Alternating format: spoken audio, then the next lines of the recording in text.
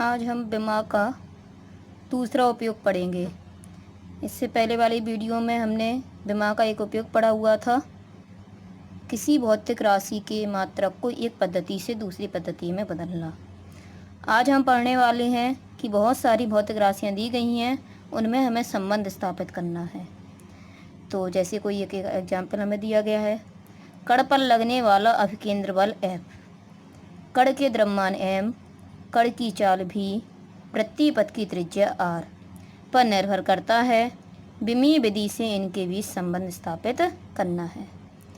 तो इसे कैसे हल करते हैं, इसके हल करने का तरीका हम देखेंगे। तो बस सवाल पढ़ते जाएंगे और उसे लिखते चले जाएंगे। कण पर लगने वाला अभिकेंद्र बल F, तो हमने लिख लिया F। कण के द्रव्यमान m, तो m लिख लेंगे। कण की चाल v लिख लेंगे। कण की त्रिज्या r, तो r लिख लेंगे। पर निर्भर करता है, तो जो बल है वह बल द्रव्यमान, चाल और वृत्तीय पथ की त्रिज्या r पर निर्भर कर रहा है। तो यहाँ पर हम लगा देंगे प्रोपोर्शनल। जब भी हम प्रोपोर्शन हटाते हैं कोई ना कोई एक कांस्टेंट आता है, तो यहाँ प्रोपोर्शन हटाने पर कांस्टेंट आ गया है k के अलावा हम a से लेकर z तक का कोई भी अक्षर मान सकते हैं, लेकिन ज़्यादा सही k लगता है इसलिए हम k मान लेते हैं। अगर कोई ऐसा आ जाए सवाल जिसमें k पहले से हो, तो वहाँ पर हम a से लेकर z तक का कोई भी अक्षर मान सकते हैं। तो यहाँ पर हमने कांस्टेंट माना है k। जो k कांस्टेंट है वह बिमाहीन नियतांक है, यानी इस कांस्टेंट, इस नियतांक की कोई बिमा नहीं है। इसे हम समीकरण फर्स्ट मानेंगे। इसके बाद दोनों ओर की बिमा लिख देंगे। तो F बल है, बल की बिमा mLt-2 बराबर k कांस्टेंट है, इसकी बिमा तो है नहीं है क्योंकि ये जो हमने नियतांक माना है वो बिमाहीन नियतांक माना है।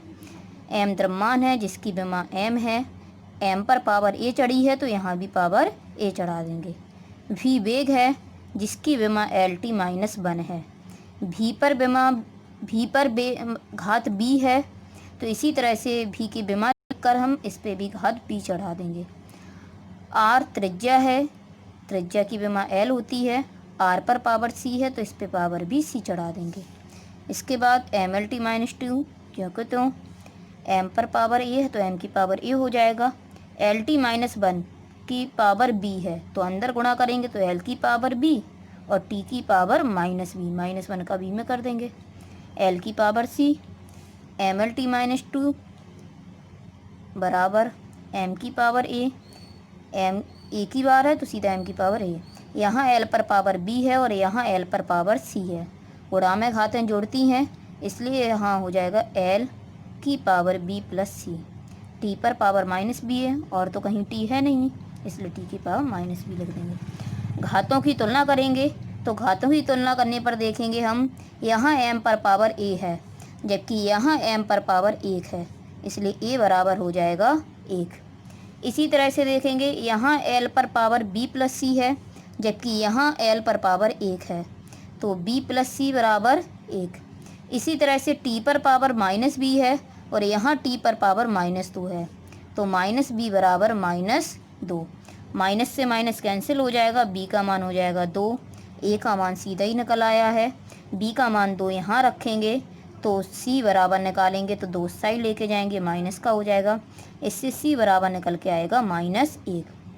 तो इस तरह से हम जो भी घातें होती हैं a b c इनके मान निकल आए। ज़रूरी नहीं है यहाँ पावर हम a b c चढ़ाएं, x y z भी लिख सकते हैं, p q r भी लिख सकते हैं। बस ऐसा कोई पद लिखेंगे इससे लेके z तक जो इसमें हो ना। तो यहाँ पे हमने a b c चढ़ाई थी, x y z भी लगा सकते हैं हम। तो यहाँ हमने a b c तीनों घातों के मान निकाल लिए। इन तीनों घातों के मान निकालने के बाद तीनों घातों के मान हम रख देंगे समीकरण फर्स्ट में। तो a b तथा c के मान समीकरण फर्स्ट में रखने पर, तो समीकरण फर्स्ट हमारा है f बराबर k, m की पावर a, v की पावर b, r की पावर c। मान लिखेंगे तो f बराबर k, m की पावर a तो a का मान 1 है, v की पावर b, b का मान 2 है, r की पावर c, c का मान -1 है। f बराबर k, m पर पावर 1 है, एक पावर को तो अगर हम हटा भी दें तो सीधा ऐसा भी तो लिख सकते हैं m की पावर 1 को m, v की पावर 2, r की पावर -1, नीचे लेके आएंगे पावर प्लस में हो जाएगी, तो यहाँ से संबंध निकल के आता है एफ बराबर के एम भी स्क्वायर बटे आर। यदि हमें कोई फॉर्मूला पता है जिसमें कांस्टेंट का मान पता है तो यहाँ हम मान रख सकते हैं, और नहीं पता है तो उस कांस्टेंट को ही रखा रहने देंगे। तो यहाँ पर अकेंद्र बल के लिए संबंध निकल के आया है एफ बराबर के एम भी स्क्वायर बटे आर। इस तरह से हम विमीय विधि के द्वारा किन्हीं भौतिक राशियों में संबंध स्थापित कर सकते हैं।